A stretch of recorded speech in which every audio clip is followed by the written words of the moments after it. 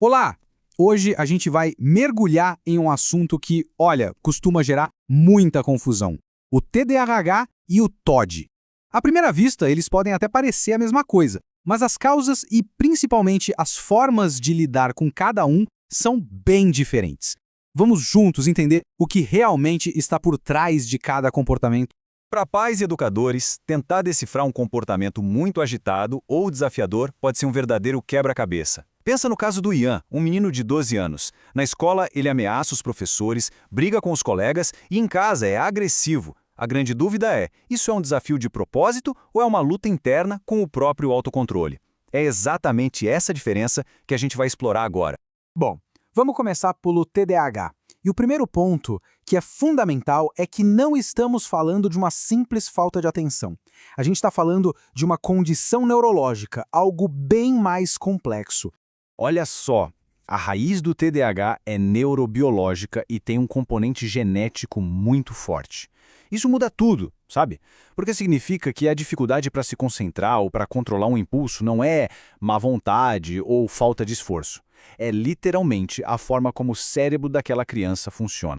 Os sintomas do TDAH se dividem em duas frentes bem claras. De um lado, tem a desatenção, que é aquela luta constante para manter o foco. Não é preguiça, é uma dificuldade real.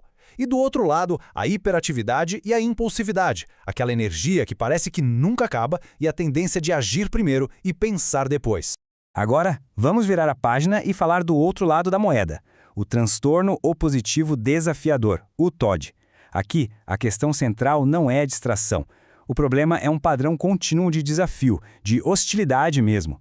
O que define o TOD é um humor que está quase sempre irritado e uma atitude de oposição constante, de bater de frente. E o alvo principal desse comportamento são as regras e qualquer figura de autoridade, seja em casa com os pais ou na escola com os professores. E é exatamente aqui que a gente separa o TOD de uma birra comum. Não é uma coisa que acontece de vez em quando.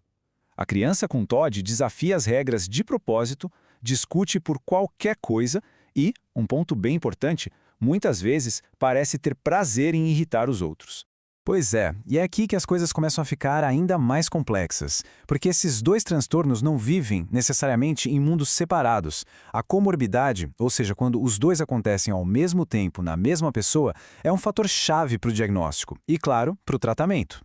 Essa é a diferença crucial. Uma criança com TDAH pode desobedecer porque se distraiu ou porque foi impulsiva. Já a criança com TOD desobedece de propósito, como um desafio direto. A reação à frustração também é um divisor de águas. No TOD, ela quase sempre vira raiva e agressividade. Agora presta atenção nesse número, 50%. Metade das crianças com diagnóstico de TDAH também pode apresentar TOD.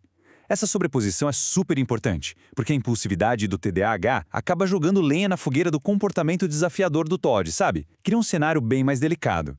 E a situação pode se agravar ainda mais. Essa citação é um alerta, porque quando o TDAH se junta ao transtorno de conduta, que é ainda mais sério que o TOD, envolvendo agressão e violação de regras graves, o futuro fica bem mais incerto. Isso só reforça como é urgente ter um diagnóstico certo o mais cedo possível.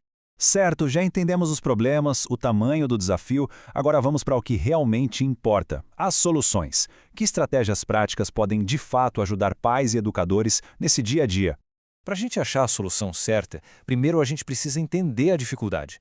Na escola, os desafios vão desde explosões emocionais gigantescas até uma luta para simplesmente começar uma tarefa. Entender que por trás de cada comportamento desses existe uma dificuldade real. Isso já abre a porta para a empatia e para uma ajuda que funciona. A grande virada de chave está aqui. É trocar a punição pelo apoio. O foco deixa de ser o castigo e passa a ser ensinar a criança a entender as próprias emoções, dar a ela pequenas responsabilidades e, acima de tudo, aprender a gerenciar as crises com calma. São atitudes que constroem confiança em vez de destruir. E falando especificamente do TDAH, a palavra-chave é estrutura.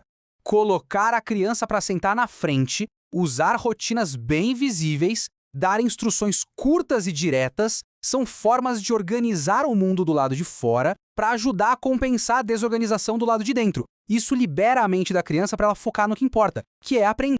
Mas olha, é importante dizer, nenhuma dessas estratégias funciona sozinha, isoladamente. O sucesso depende de todo mundo trabalhando junto numa abordagem unificada. E esse todo mundo inclui a família, a escola e os terapeutas. Isso aqui é basicamente o mapa do caminho. Tudo começa com a observação atenta, que leva a uma avaliação profissional e que resulta num tratamento com várias frentes. Mas é o passo 4 que amarra tudo, a colaboração. Se a família, a escola e os terapeutas não estiverem falando a mesma língua, o plano simplesmente não decola. Estratégias individuais são muito importantes, claro, mas elas só funcionam de verdade dentro de um sistema que está disposto a se adaptar. A escola não pode ter um modelo único que sirva para todo mundo. Ela precisa se reinventar para garantir que toda e qualquer criança tenha seu direito de aprender respeitado. Para a gente terminar, fica aqui essa reflexão. E se a gente mudasse o nosso olhar?